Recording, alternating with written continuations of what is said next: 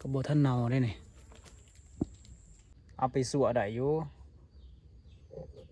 กระโบใหญ่เนาะตัวหน่อยแต่ความยาวเดี๋ยวมันเม็ดปลายเนาะหัวนะเขาตัดสบายได้สบายดีทุกคนเนาะยินดีต้อนรับเข้าสู่ช่องไทยบาเจียงคือเก่าทุกคนมาสวนเนี่ยฝนทุกคนเลยลำบากแห้งนี่เนาะเบิ้งสภาพรถไม่อยากคิดทางบริทายทุกคนเบิ้งทางโคตรยากเลยโดดเนตมุนเบิดเปื่อนนี่ก็แตกเนาะหลบทุกคนเลยโอ้เรียบร้อยสภาพรถมาอันนี้ก็เขาจะมาเบิ้งแห้งทุกคนเบิ้งกับดักเฮาเพราะว่าไปเขาสวนกับประมาณเกือบทิศเลยอันนี้เขาสิมาเขาไปเบิ้งกับดักแต่เขาสิไปเบิ้งกันทุกคนกับดักนี่เนาะร่างกายบริมาสวนประมาณทิศปัวฝนตกสวงนี่สุกว่ามันเขาก็อยากงามขึ้นเนาะงามได้มาไปรุดมาห้องสิถือบ่บริเกือบทิศแล้วบริเบิ้งตอนนี้กำลังงานไปมีหลานอยู่บ่บด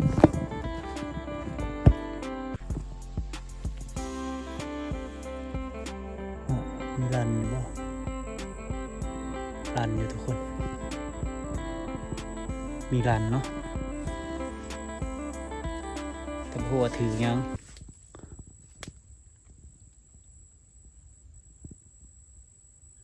ถืองูทุกคนเลยถืองูถืองูทุกคนแต่พวกเป็นงูเองอุ้ยรู้สึกว่าอยากหยาดได้ไปทุกคนเนาะงูนี่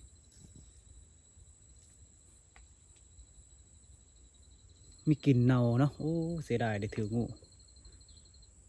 ไปเบิ่งสวนงูเอง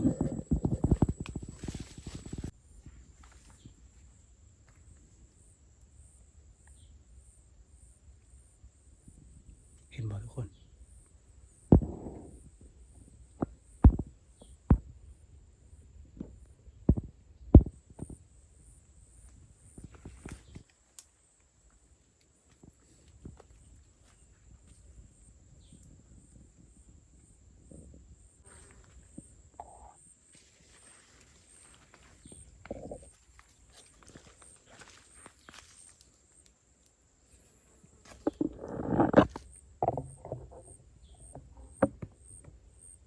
ถืองูจงอางเนาะ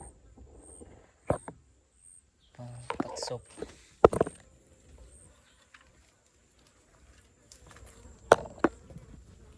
กระโบท่านเนาได้นี่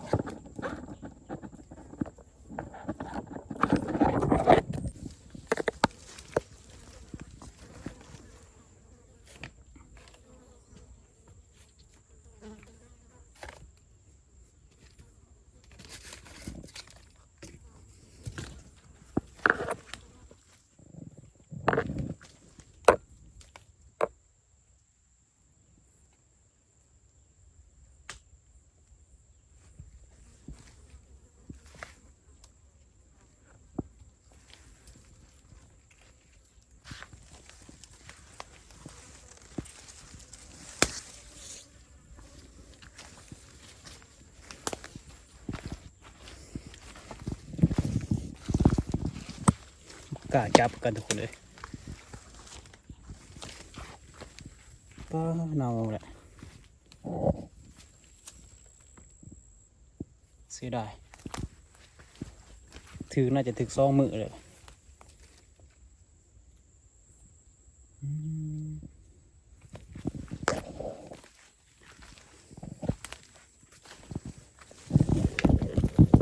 กล้าจับกันเว้ย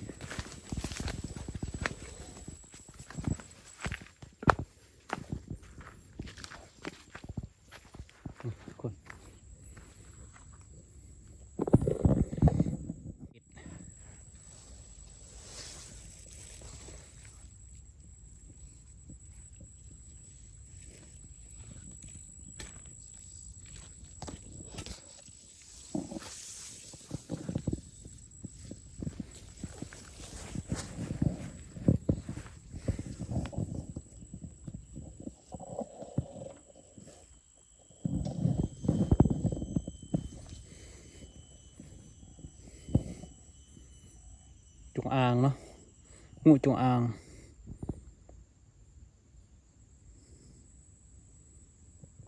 ขึ้นเน่าหมดนะว่ารู้ไหมก็เน่ากับปันไดทุกคนปอ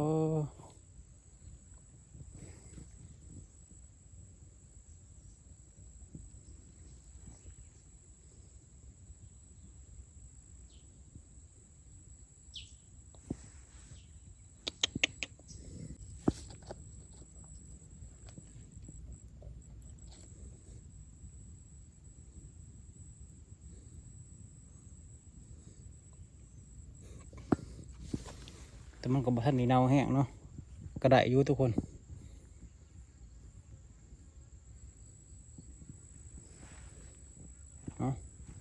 เอามือเทียงก่อนหัวแมวสิบทีมรูเล่ๆไอ้เนาะทุกคน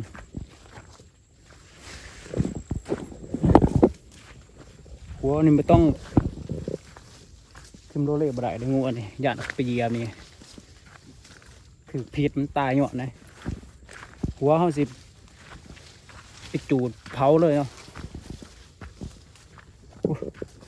คุณขี้ลูกเว้ยตอนนี้เขาก็อยู่เทียงนี่เนาะตัวมันบ่ได้เน่าได้เลยเอาไปสัวได้อยู่กับบ่ใหญ่เนาะตัวหน่อย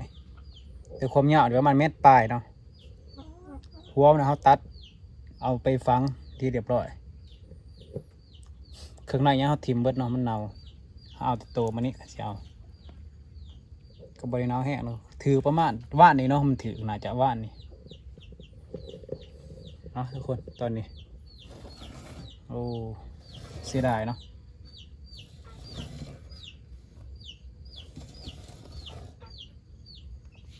ของแช่ตัดถิ่มหัวมันย่าน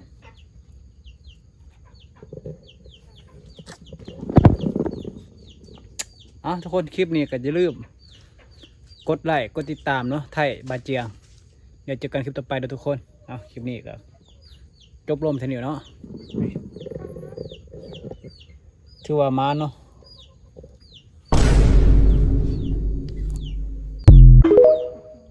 มานอยู่